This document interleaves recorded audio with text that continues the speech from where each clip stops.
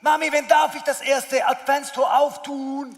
Papi, wie lange geht's denn noch, bis Weihnachten ist? Mami, wo ist eigentlich der Nikolaus? Ho, ich bin schon da. Ja, so tönt's. Kinder sind Erwartende. Erwachsene sind Erwartende. Ich glaube, wir alle sind Erwartende. Hoffentlich sind wir Erwartende, weil wenn wir nichts mehr erwarten von diesem Leben oder von Gott oder voneinander, dann steht es eigentlich nicht mehr so gut um uns. Ja, und wir sind ja mitten in der Adventszeit und die Adventszeit ist ja so eine Erwartungszeit einerseits von unseren Kindern, die kaum mehr auf die Geschenke warten können, aber eigentlich warten wir ja auf die Ankunft Gottes in der Welt. Eigentlich warten wir auf den einen Menschen, der eben mehr ist als ein Mensch. Wir warten auf die Ankunft von Jesus. Und jemand, der vor 2000 Jahren auf Jesus gewartet hat, das war Johannes. Und da kommt er, unser heutiger Star des Tages, Johannes der Täufer.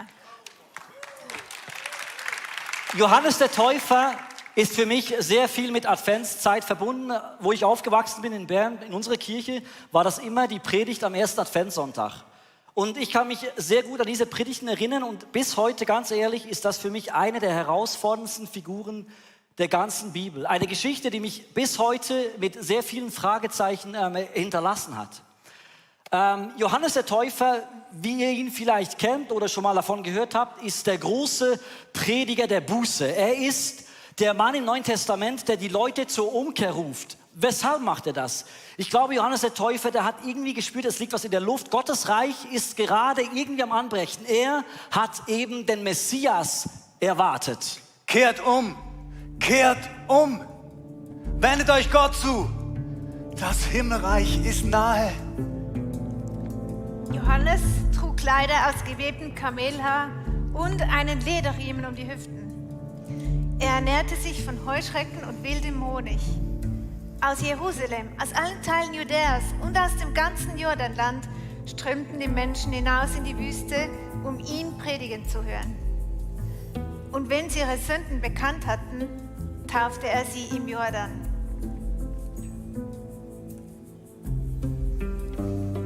Als Frühlingsputz, als Reinigungsakt habe ich die Taufe verstanden. Einmal ganz untertauchen im Jordan, die Sünden der Vergangenheit abwaschen und ein neues Leben mit Gott und nach seinem Willen beginnen. Leute, kehrt um, ändert euer Leben. So kann es doch nicht weitergehen. So kann es nicht weitergehen. Vor 2000 Jahren, dieses Gefühl haben wir doch heute.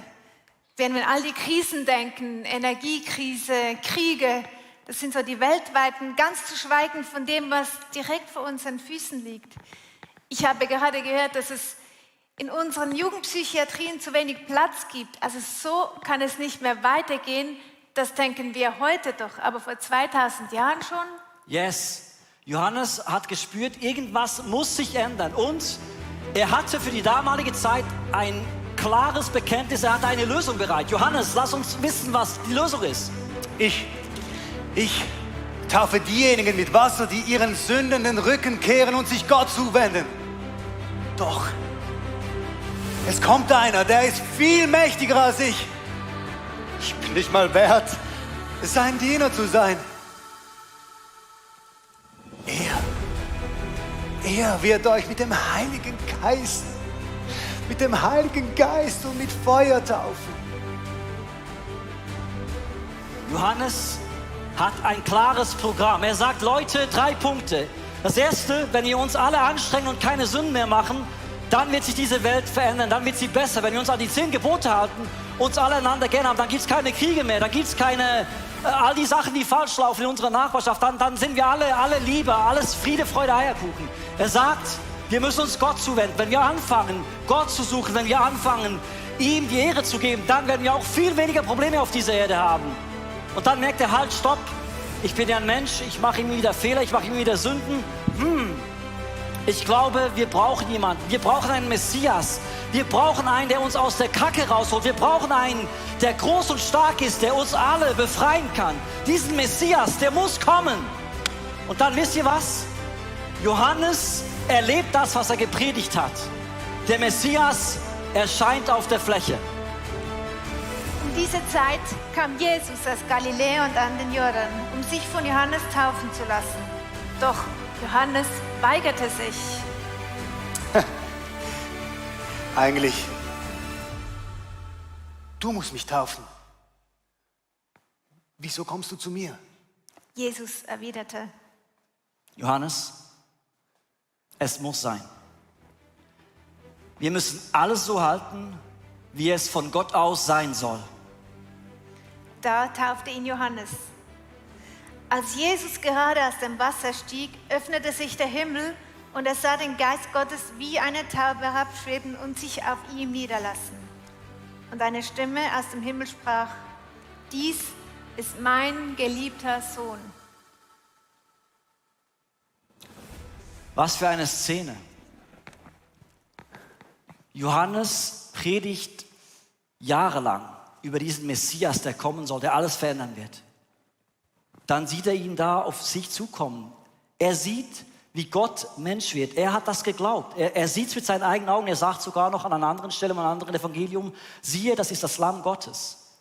Und nicht nur er sagt das, sondern die Stimme von Gott selber hört er akustisch. Er erlebt das ganze Programm, ein Riesenwunder. Er sieht es vor seinen Augen. Der Messias, er ist da, auf den ich gewartet habe. Jetzt steht er hier vor mir. Was für ein Moment für diesen Mann Gottes. Was für ein großer Moment.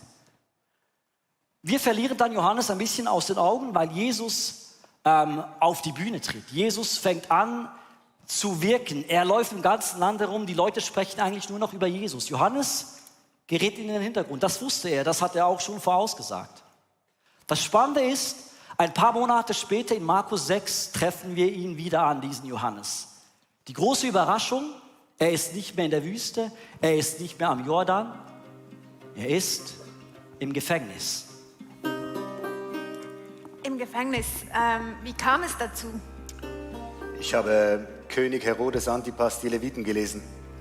Warum? Tja, er hat die Frau seines Bruders Philippus geheiratet. Da habe ich ihm gegeigt: Es ist nicht richtig, dass du die Frau deines Bruders heiratest, auch wenn sie Herodias heißt. Kann ich mir schon vorstellen, dass sie das getriggert hat. Yes, ma'am. Sie wollte mich sogar umbringen. Aber Herodes ging dazwischen. Ich glaube, der hat Angst vor mir. Weil du ein Mann Gottes bist. Yes, ma'am. Johannes der Täufer in unserem Interview hier noch recht locker, aber der Kontext ist unglaublich spannend und unglaublich herausfordernd und wir haben allen Mut zusammengenommen, heute dieses Thema anzusprechen. Der Punkt ist, Johannes der Täufer ist auf eine Art und Weise noch verwandt mit Jesus sogar. Und er hat diesen Messias angekündigt, der groß und stark ist, der alles verändern wird. Und er selber ist plötzlich im Gefängnis. Der Punkt ist, Jesus macht draußen schon Wunder. Der Punkt ist, Johannes hört von diesen Wundern. Er hört, dass Lahme gehen, er hört, dass Blinde sehen können. Und er selber, der dringend ein Wunder gebrauchen könnte, erlebt keines. Ich weiß nicht, wie bibelfest wir alle sind, aber ich kann mich daran erinnern, dass in der Apostelgeschichte Gott Engel schickt, die Ketten sprengen von Paulus und seinem Diener, die Gefängnistüren aufsprengen. Ein Wunder, ein übernatürliches Wunder. Leute laufen aus Gefängnissen raus. Und hier ist Johannes, der diesen Messias ankündigt, der sogar noch verwandt ist mit Jesus. Und er erlebt eben gerade kein Wunder. Ihm geht es erstmal so richtig mies in diesem Gefängnis drin. Als aber Johannes im Gefängnis von den Werken Christi hörte, sandte er seine Jünger und ließ ihn fragen: Bist du wirklich der da kommen soll? Oder müssen wir auf einen anderen warten? Bist du wirklich der da kommen soll, oder sollen wir auf einen anderen warten? Johannes ist gebrochen. Johannes versteht die Welt nicht mehr. Und ganz ehrlich, diese Frage habe ich mir auch schon gestellt. Ja. ist Jesus Christus wirklich Gottes Sohn? Ich mich auch. Ist Jesus wirklich der alle unsere Erwartungen in der Vergangenheit erfüllt hat? Ist Jesus Christus wirklich der heute Morgen alle meine Erwartungen erfüllt? Ist Jesus wirklich der auch in Zukunft alle meine Erwartungen erfüllen wird? Ist Jesus wirklich der? Also ein bisschen erinnert mich diese Frage auch an die Partnersuche.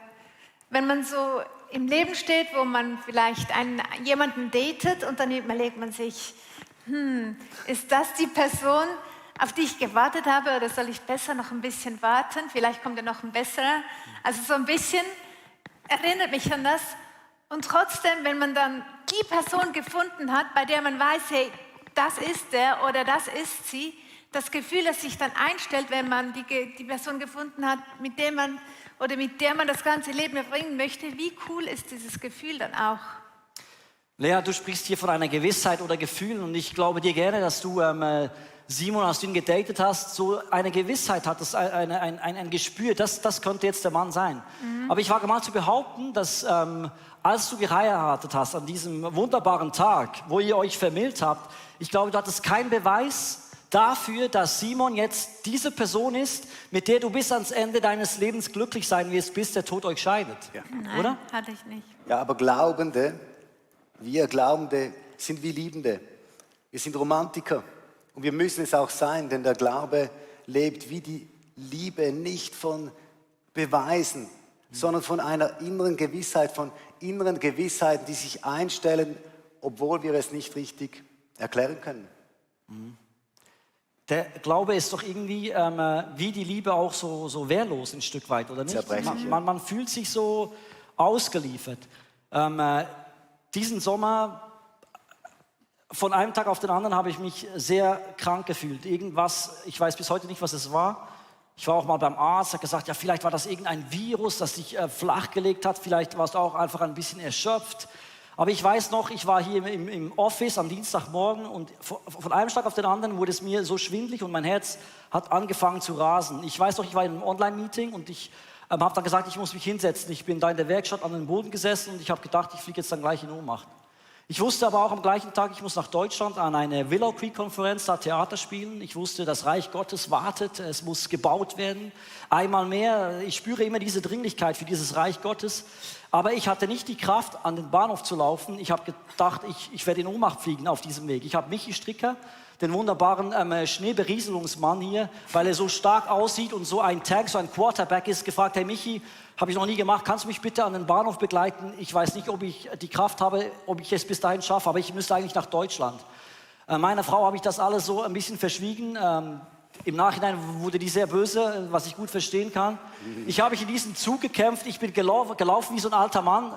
Müsst Michi fragen, es hat richtig, richtig scheiße ausgesehen. Ich habe mich einfach, ohne Saft, ohne Kraft, ich bin dann 8 Stunden Zug gefahren auf Leipzig und ich musste mich immer konzentrieren, du darfst jetzt nicht in Ohnmacht fallen. Ich hab nichts gelesen, ich habe nichts gemacht, ich sollte Theatertexte auswendig lernen. Ich war einfach da und ich habe mich noch nie so schwach und elend gefühlt. Ich kannte das vorher nicht. Und es ist einfach ein doofes Gefühl, du weißt nicht, was mit deinem Körper passiert. Ich musste umsteigen, ich hatte keine Kraft, ein Sandwich zu holen. Es hat gerade gereicht, da die Treppen so, ich bin nur noch so rumgelaufen, einfach wirklich ohne Saft. Ich komme an diese Konferenz, ich wusste nicht, ob ich am nächsten Tag Theater spielen kann. Ich bin aufgestanden, mir hat sich alles gedreht. Ich habe Leute gesehen, ich konnte es kaum aushalten, jemanden anzuschauen. Keine Ahnung, was das war. Ich musste dann Theater spielen. Vor der Aufführung habe ich die Beine hochgelagert, Cola getrunken, weil ich gedacht habe, ich falle jetzt dann gleich wieder in Ohnmacht. Ich bin auf die Bühne gegangen, habe versucht zu spielen, habe da während dem Spielen gemerkt, ich falle jetzt dann wirklich gleich in Ohnmacht, musste mich ein bisschen zurücknehmen, habe ein zweites Stück gespielt in dieser Woche und bin eigentlich immer nur flach gelegen sonst. In diesem Hotelzimmer, eine Woche lang einfach flach. Und ich habe so gedacht, Jesus, irgendwie, es wäre mega toll, wenn du irgendwie aufkreuzen würdest. Ich bräuchte jetzt ganz dringend ein kleines Zeichen, irgendwas von dir, bitte. Bin dann nach Hause gefahren und dann immer noch weiter flach gelegen und bis heute, irgendwann wurde es dann wieder besser. Ich hatte erstens mal keine Ahnung, was das war. Ich habe keine Ahnung, für was es gut war. Der einzige Lichtblick, den ich hatte, war ein unglaublich schöner Moment im Zug, als ich wirklich gedacht habe, jetzt ist aus. Ich wollte eigentlich nur noch zu meiner Frau und habe gedacht, irgendwie, ich hoffe, ich sehe sie noch einmal. Und da habe ich gesagt, Jesus, was mache ich jetzt? Und dann kommt mir in den Sinn, Zum Glück, ich habe noch meine Bibel dabei. Und meine Bibel, das ist wirklich so mein Schatz, mein Lebenselixier. In den schwersten, dunkelsten Momenten meines Lebens kommt mir immer noch dieser Blitzgedanke, jetzt nimm das Teil nach vorne. Ich habe es aufgeschlagen, ich lese vom Wunder, vom Hochzeit von Kanaan. Und diese Kraft, dieser Saft, der da von Jesus ausgeht, als er Wasser zu Wein verwandelt hat, das hat irgendwie etwas in mir ausgelöst. Es war wie diese Geschichte so sagt, hey, die Kraft von Jesus, das muss jetzt erreichen. Es hat für diese Hochzeit gereicht. Er hat geschaut, dass dieses Fest stattfinden kann. Und es wird jetzt auch reichen, dass du diese Zugfahrt irgendwie überlebst und dass du es da irgendwie auf Leipzig schaffst und vielleicht dann sogar wieder nach Hause. Nico, das ist eben das, was mich sehr berührt, weil ich dich schon lange kenne. Du bist wirklich einer, der isst die Bibel, das ernährt dich. Ich hatte nichts mehr anderes. Es ist wirklich so, es war so kacke und so dunkel. Mir kommt eine Szene in den Sinn. Ich habe dich mal vor Jahren gefragt, Nico, was hörst du denn für Podcasts? Welche Predigten hörst du? Was schaust du so auf YouTube? Welchen Prediger folgst du nach? Und dann sagst du, ich mache das nicht. Ich lese die Bibel. Ich will es direkt. Ich will das Essen selber verdauen. Ich gucke keine Predigten. Und das merke ich einfach, diese tiefe Liebe, die dich ernährt und sogar in solchen Momenten rettet. Da bist du mir ein Riesenvorbild. Ja, das stimmt. Und du hast da deine Kraft, deine Zweifel mit der Bibel quasi ein bisschen gestillt. Aber Johannes, der hat ja da seine Jünger geschickt und Jesus gefragt und mich nimmt es wunder, was hat dann Jesus geantwortet? Wir lesen da, Jesus antwortete und sprach. Geht hin und sagt Johannes, was ihr seht und hört. Blinde sehen, Lahme gehen, Aussätzige werden gesund, Taube hören. Den Armen wird das Evangelium verkündigt und selig ist, wer sich nicht an mir ärgert. Ist schon spannend. Die Menschen damals, sie haben gewartet auf einen Erlöser. Sie haben Jahrhunderte gewartet auf einen Menschen, der von Gott gesandt kommt und der alles zum Guten wendet. Sie kannten die Schriften von Jesaja und auf das haben sie gewartet. Und da steht, in dieser Zeit werden sogar Taube hören, was aus den Schriftrollen vorgelesen wird und die Blinden kommen aus ihrer Dunkelheit hervor und können sehen. Wer niedergeschlagen war, freut sich wieder, weil der Herr selbst der Grund seiner Freude ist. Und die ärmsten Menschen brechen in Jubel aus über den heiligen Gott Israels. Auf das haben sie gehofft, auf das haben sie gewartet. Und weißt du was, in den Wundern, die Jesus getan hat in dieser Zeit, da wird das sichtbar, was eben kommen soll. Da wird dieses Paradies sichtbar. Da ist eine Welt, in der alles perfekt ist. Und wir alle wünschen uns diese Welt, in der alles perfekt ist. Ich wünsche mir eine Welt, wo es für jeden Menschen perfekt ist. Aber es ist nicht so. Wenn es so ist, Es ist nicht so, wenn Nico. es so ist, dann hört alles Warten auf. Der Punkt ist, der Lahme, der gehen kann, für den ist es, glaube ich, in diesem Augenblick perfekt. Der Punkt ist, ich komme wieder auf Johannes zurück. Johannes ist im Gefängnis und für ihn ist es eben nicht perfekt. Für ihn hört das Warten irgendwie noch nicht auf. Deshalb fragt er auch. Das ist das, was mich so stresst. Einige werden geheilt, andere nicht. Das finde ich auch heute, ich finde es eine richtige Herausforderung. Nicht ganz einfach. Warum ist es so? Ja, Nico? ist jetzt nett, dass du mir diese Frage stellst. Ja. Aber Ja, du bist hier der Theologe. Bring uns die Antwort. ich kann mir vorstellen, dass das Reich von Gott angebrochen ist mit der Zeit, wo Jesus gekommen ist, aber es ist doch nicht vollends durchgebrochen. Wenn wir den Römerbrief studieren, da hat es mich immer wieder fasziniert, diesen Brief zu lesen und zu sehen, dass die ganze Schöpfung nach Erlösung lechzt. Ein schönes Wort. Also wir lechzen förmlich nach dieser Erlösung. Wir wünschen uns Heilung. Wir wünschen uns, dass unsere Beziehungen perfekt sind. Wir wünschen uns eine Welt, die in Frieden miteinander ist. Sogar die Tiere, alles in dieser Welt lechzt nach Erlösung. Aber der Römerbrief sagt auch, dass diese Erlösung im Moment auf Hoffnung geschehen ist.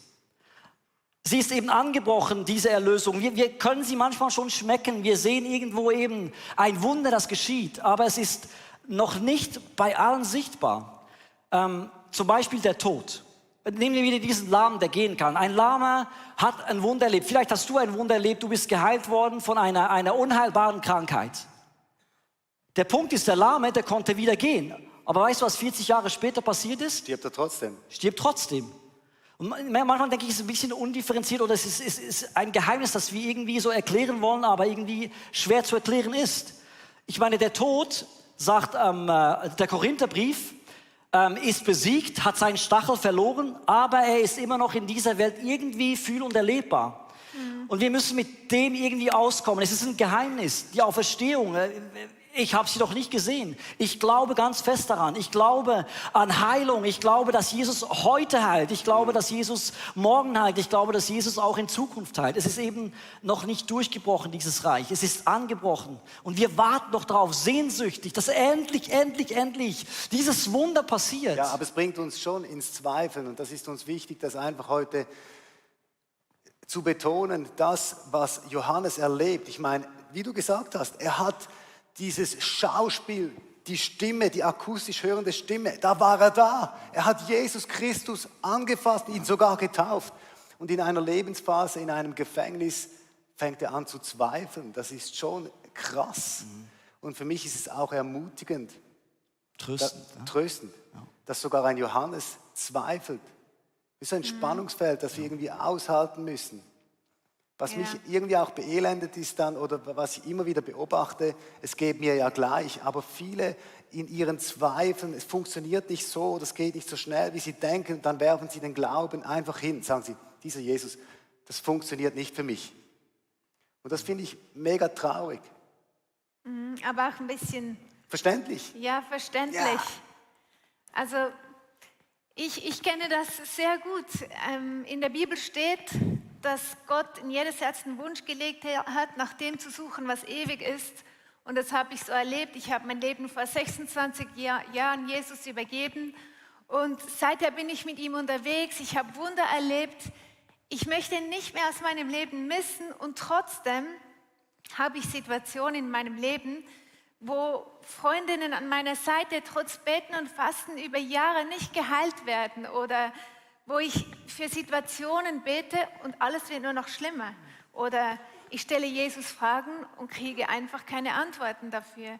Und das lässt mich schon zweifeln. Und ich habe zwar den Samen des Glaubens in mein Herz gesetzt und trotzdem wachsen Pflanzen von Unglaube daneben. Und irgendwie hat wie beides Platz und das ist so eine Zerreißprobe. Und um ganz ehrlich zu sein, mitten in so einer befinde ich mich gerade. Und das ist so ein Spagat zwischen Glaube und Unglaube und das ist so anstrengend, das ist richtig zermürbend. Und der Vers, der geht auch weiter, die Suche ist ins Herz gelegt und da steht, doch der Mensch kann Gottes Werke nie ganz verstehen und das steht in der Bibel als Vorwarnung, aber das dann auszuhalten, das ist noch einmal ein ganz anderes Thema und irgendwie der Glaube ist ja dann doch eine Beziehung mit Jesus und Beziehungen, und das weiß ich, überleben nur, wenn man einfach nicht aufgibt und dran bleibt und ja,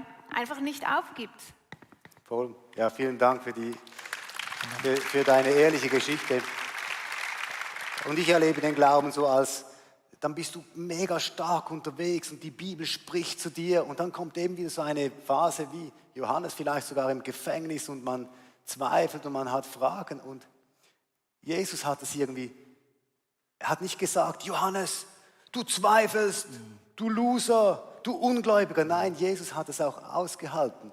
Er hat ihm eine Antwort gegeben und er fragt, oder sagt ihm, selig ist, wer sich nicht an mir ärgert. Nico, wie sollen wir das verstehen? Ich glaube, das wieder für jeden bedeutet das etwas anderes. Im Fall von Johannes hat Jesus, glaube ich, ganz klar gesagt, Johannes, das, was du jetzt erlebst auf dieser Erde, das ist nicht das Maß aller Dinge. Das, was du jetzt siehst und erlebst, ist nicht das Ende. Das, was du jetzt erlebst und siehst, das ist etwas Vorübergehendes. Ich glaube, Jesus hat immer wieder gesagt, hey Leute, das hier ist unsere Durchreise. Wir sind hier nicht geboren, um Hütten, Zelte, was auch immer zu bauen. Wir sind Durchreisende, wir haben ein Ziel, wir wollen zu Jesus zurück. Wir kommen von ihm, wir gehen dahin. Und alles, was wir hier erleben, ob es schön ist, ob es ein Wunder ist oder gerade sehr schwierig oder vielleicht sogar sehr lange sehr schwierig, das ist nicht das Ende für dich, Johannes. Ja, wir wollen einfach dieses Spannungsfeld heute in diesem Raum, auch bei dir, ich weiß nicht, wo du stehst, vielleicht bist du schon lange mit Jesus unterwegs, wie ein Johannes, du hast ihn schon erlebt. Ich möchte dir einfach gratulieren, du bist auf dem richtigen Weg. Das Königreich ist angebrochen in dir. Du bist auf Kurs. Du wirst eines Tages vor Jesus stehen und sagen, okay, jetzt bin ich durchgebrochen. Jetzt ist es erst angebrochen, aber es wird durchbrechen in deinem Leben. Und ich möchte dir einfach Mut machen, bleib dran, schmeiß den Glauben nicht hin, halte es aus, wie in einer Beziehung. Ja. Und wenn du Jesus nicht kennst, wenn das völlig fremd ist, neu ist, vielleicht hast du reingeschaltet und du hörst uns dazu, dann möchte ich dir sagen, da ist etwas, das aufbrechen kann, etwas, das durchbrechen will. Dieses Warten, das du gesagt hast, dass Gott hat das in uns hereingelegt, die Suche nach dem Ewigen. Das ist das, was du spürst. Du bist ein Erwarten, da ist etwas Göttliches, das Gott in dich hineingelegt hat. Dann ist dieser Satz von Johannes der Täufer, der sagt, kehr um, wende dich Gott zu. Das Himmelreich ist nahe, das ist für dich heute Morgen. Und ich möchte dich einladen, dass du an diesem 4.12.2022 ein Leben mit Jesus Christus startest, dich auf eine Reise machst. Ist nicht, wenn du das machst heute, ist es nicht ein Endpunkt einer Suche, sondern es ist ein Startpunkt, wo du mit Jesus auf den Weg gehst und er dich immer mehr und mehr in die Freiheit führt. Zur Freiheit hat er uns berufen, steht im Galater 5. Und das ist auch ein Prozess, da sind wir dran, gell? Wir sind da dran. Ballast abwerfen und in den Zweifeln Gott suchen, die Bibel kennenlernen. Wir möchten dich auch heute ermutigen, lies die Bibel, lern diesen Jesus kennen. Für dich persönlich. Wir möchten dich einladen, wenn wir beten, für 2 Sachen. Erstens, dass du einfach weißt, wenn du mit Jesus unterwegs bist, es ist okay zu zweifeln. Zweifeln gehört zum Glauben dazu. Das ist normal. Halt es aus. Und wenn du Jesus nicht kennst heute Morgen, dann möchte ich dich einladen, ein Leben mit ihm zu starten. Auf diese Reise zu kommen. Und das ist so was Wunderbares in allen Zweifeln. Das ist so was Erfüllendes, Befreiendes. Dieses Wort erwartet, haben wir heute darüber gesprochen. Wenn man das auseinander nimmt, dann siehst du, er wartet. Jesus, Gott der Vater, er wartet auf dich heute Morgen. Du suchst ihn, du erwartest und er wartet auf dich. Für viele heute ist es eine Heimsuchung von dem Vater, der dich nach Hause holt. Es ist ein Ankommen heute Morgen für dich. Und darauf freue ich mich so. Eines Tages wirst du vor Jesus stehen und dann sagst du, an diesem 4.12.22 hat meine Reise begonnen mit dem Jesus. Und jetzt stehe ich vor ihm. Gott sei Dank habe ich die Reise gestartet. Lass uns beten heute Morgen. Jesus. Ich danke dir, Jesus, dass du Johannes wie auch uns nicht verurteilst, wenn wir zweifeln, wenn wir fragen, bist du wirklich Gottes Sohn? Bist du wirklich der, der kommen soll? Du verurteilst uns nicht, sondern du sagst, du gibst uns eine Antwort und sagst, ja, komm näher, schau hin. Und wir möchten einfach mit all unseren Fragen, Zweifeln heute Morgen in deiner Gegenwart sein. Und wir lassen nicht los, Jesus. Wir lassen nicht los. Im Gegenteil, wir graben tiefer, wir kommen dir näher. Und heute Morgen hat es viele, die zuschauen, die haben das zum ersten Mal gehört. Vielleicht auch hier in diesem Raum. Ich möchte dich einladen für diesen Ruf von Johannes, kehr um, ändere dein Leben. So kann es nicht weitergehen. Das musst du hören. Das ist dein Satz. Das ist dein Tag, dass du umkehren kannst und ein Leben mit diesem Jesus anfangen kannst. Und dann kannst du sagen, hier bin ich, Jesus. Ich wende mich dir zu, Gott. Ich gebe dir mein Leben. Ich will diese Reise starten heute Morgen, auch wenn das für mich noch vieles in Rätseln gesprochen ist. Ich verstehe es nicht, aber ich weiß und ich spüre diese Sehnsucht, die du in mich hineingelegt hast. Und ich will dieser Dieser Sehnsucht will ich Antwort geben heute Morgen. Und das mache ich, indem dass ich sage, ja Jesus, hier bin ich. Ich gebe dir mein Leben und ich starte ein neues Leben nach Gottes Willen und mit dir, Gott. Lehre mich du, nimm mich nahe, zeig mich dir.